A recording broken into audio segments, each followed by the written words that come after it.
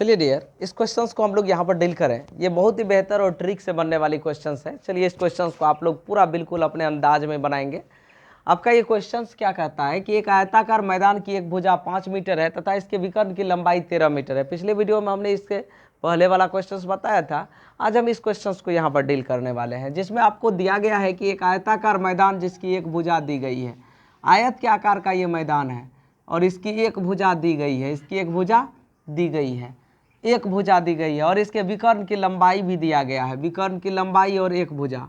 तो एक भुजा को हम मान लिए 5 मीटर और विकर्ण की लंबाई को 13 मीटर। चलिए इन दोनों बातों को यहाँ पर देख लिया जाए।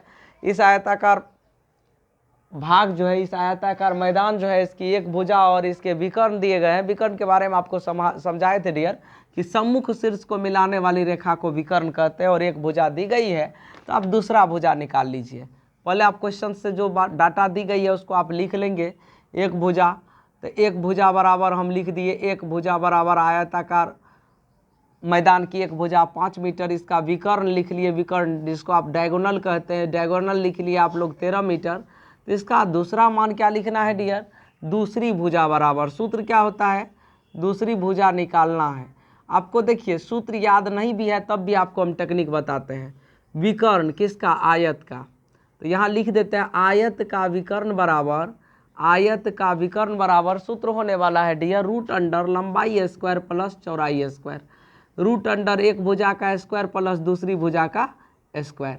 जितना एक भुजा होगा और जितना दूसरा भुजा होगा, दोनों के स्क्वायर को अगर हम प्लस कर दें तो ये निकल जाएगा आयत का विकर्ण। तो आयत का विकर्ण आपको दिया हुआ है 13 मीटर बराबर एक भुजा का स्क्वायर 5 का स्क्वायर और प्लस दूसरी भुजा का स्क्वायर, दूसरी भुजा का स्क्वायर, दूसरी भुजा का स्क्वायर, दूसरी भुजा का स्क्वायर। अब 5 का स्क्वायर दूसरे तरफ आएगा और यहाँ पर जो रूट थी दो डियर, यहाँ पर जो रूट है ये वाला रूट है, दूसरे तरफ बराबर के दूसरे तरफ आएगा तो स्क्वायर बन जाएगा। रूट अगर बराबर के दूसरे तरफ आए तो क्या बनेगा? स्क्वायर बनेगा। अब चलिए 13 का स्क्वायर हो गया 169, अब 5 का स्क्वायर हो गया 5 गुना 5 25, दूसरे तरफ लाएंगे तो माइनस हो गया 25 बराबर। यहाँ होने वाला है आंसर क्या? दूसरी भुजा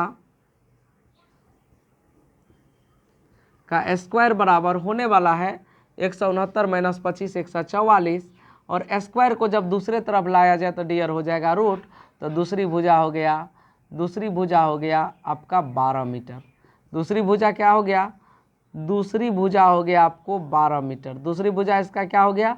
12 मीटर। 144 का वर्गमूल क्या होने वाला है डियर? तो 12 होने वाला है। 144 का वर्गमूल क्या होने वाला है? 12 होने वाला है। तो आपने 12 निकाल लिया इसका क्षेत्रफल, इसकी दूसरी भुजा निकाल लिए। तो आप चलिए आयत का क्षेत्रफल अब निकाल लीजिए। तो आयत का क्षेत्रफल बराबर आपका सूत्र फार्मूला होने वाला है आयत का क्षेत्रफल बराबर, आयत का क्षेत्रफल बराबर क्या सूत्र होता है डियर? तो इस बातों को चलिए हम लोग देख लें। आयत के क्षेत्रफल बराबर, एक मिनट डियर,